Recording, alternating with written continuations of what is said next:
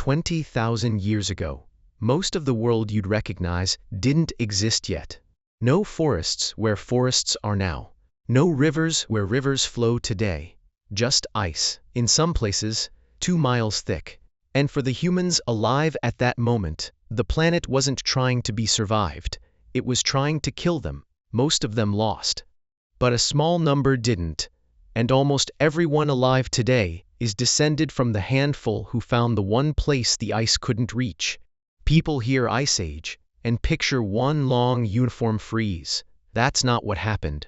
Earth's climate has swung between warm and cold for millions of years, in cycles driven by tiny wobbles in the planet's orbit. The most recent brutal peak, the one that matters for our story, is called the Last Glacial Maximum, and it hit its worst point around 20,000 years ago. At that point, ice sheets covered nearly a third of Earth's land. Sea levels dropped over 120 meters because so much water was locked up as ice. Northern Europe, most of Canada, huge stretches of Siberia, uninhabitable. Not cold, uninhabitable. Average global temperatures were 5 to 10 degrees Celsius colder than today. That sounds small. It wasn't. It was the difference between grassland and glacier, between herds of animals and dead silence.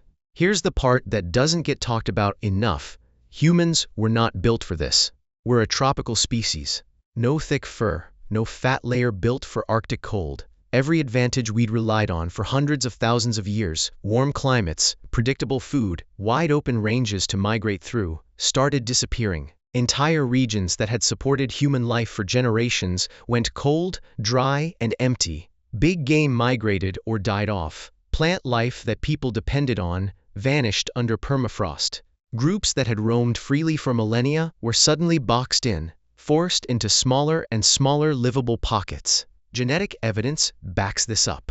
Around this period, human population size dropped sharply. Some estimates suggest the total number of people on Earth may have fallen into the tens of thousands, not spread across the globe, but clustered in a few surviving pockets.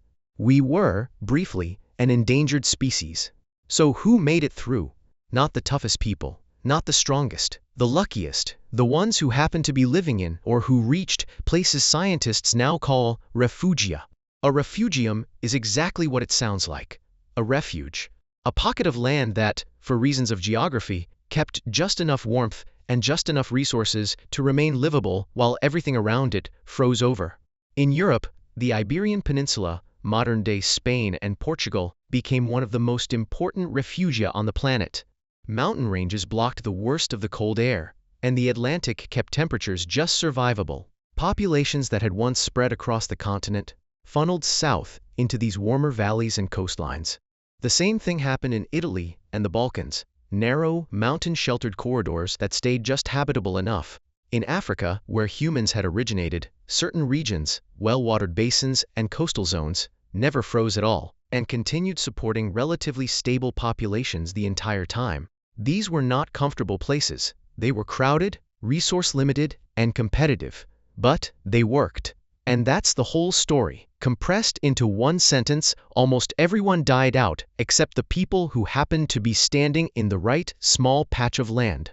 Survival in a refugium wasn't passive. It forced changes. Clothing got more sophisticated, not just draped hides, but sewn, fitted garments, evidenced by the appearance of eyed needles in the archaeological record. Shelters became more permanent.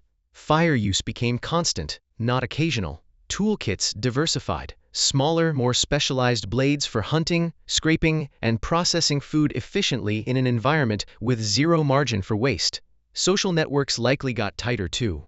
When you're squeezed into a shrinking pocket of livable land with a limited population, cooperation stops being optional. Groups that shared resources, information, and mates across bands seemed to have outlasted groups that stayed isolated. This is also the period that produced some of the most famous cave art in human history, including sites in those same refugia regions. Some researchers argue that under this kind of pressure, symbolic thinking, ritual, and art weren't decoration. They were part of how people held their communities together when the world outside was trying to erase them. Around 19,000 to 15,000 years ago, the ice began to retreat, slowly then rapidly. As it did, The people packed into those refugia didn't just survive, they expanded. Populations that had been compressed into southern Europe pushed back north as the land opened up. This single event, the recolonization of a continent from a few surviving pockets, is written directly into the DNA of people living in Europe today. Geneticists can trace ancestry back to these specific refugia, meaning the odds of any one bottleneck population happening to be your ancestors were not a given. It was closer to a bottleneck than a plan. Here's the part worth sitting with. This wasn't ancient history in some far-removed sense. If your ancestry traces to Europe, there's a real chance every one of your ancestors, going back to this period, funneled through one of a handful of tiny refuges. Not because they were exceptional, because they were in the right place when the world went cold. The Ice Age didn't just almost end us. It reshaped who us would even be, where we're from, what we look like, which small group of survivors we all trace back to. And the moment the ice fully retreated, something even stranger happened. Those same survivors invented farming, permanent settlements, and eventually cities, in less time than the Ice Age itself had lasted.